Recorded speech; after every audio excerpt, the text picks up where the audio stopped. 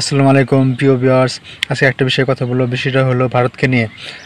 আমরা সবাই জানি বর্তমান বাংলাদেশের অবস্থা খুবই খারাপ, ভয়াবহ বন্যা সৃষ্টি হয়েছে। এই বিষয়ে নাহিদ কি বলতেছেন বা ভারত সম্পর্কে কি বলতেছেন, এই বিষয়ে কি বলতেছেন ভিডিওটি আমরা দেখব।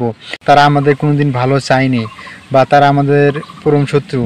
যাই হোক, এই ভারতকে আমাদের মোকাবেলা করতে হবে। যাই হোক প্রিয় ভিউয়ার্স, আমাদের উপদেষ্টা নাহিদ কি বলতেছেন তার মুখ থেকে আমরা শুনে আসি। চলুন আমরা ভিডিওটি সম্পূর্ণ দেখে আসি। আমরা জানি যে এই যে বাঁধ খুলে দেওয়া হলো এবং একটি রাজনৈতিক জায়গা থেকে কিন্তু এই দুর্যোগটিকে নিয়ে আসা হলো বাংলাদেশে, সেই জায়গা থেকেও আমাদের এই রাজনৈতিক প্রশ্নটিকে কিন্তু মোকাবেলা করতে হবে। কেন যে কোনো এই যে বাঁধ খুলে দেওয়া হলো বাংলাদেশের সাথে কোনো ধরনের কোনো আলোচনা ছাড়া, কোনো ধরনের ডিসকাশন ছাড়াই কিন্তু বাঁধ খুলে দিয়ে বাংলাদেশের মানুষের বিরুদ্ধে আমাদের সেই প্রতিবেশী রাষ্ট্র কিন্তু জনগণের বিপক্ষে দাঁড়িয়েছে। আমরা তার নিন্দা এবং প্রতিবাদ জানাই এবং আমরা আহ্বান জানাবো, যদি বাংলাদেশের জনগণের বিপক্ষে কোন রাষ্ট্র দাঁড়ায় তাহলে বাংলাদেশের জনগণও কিন্তু তার জবাব দিবে।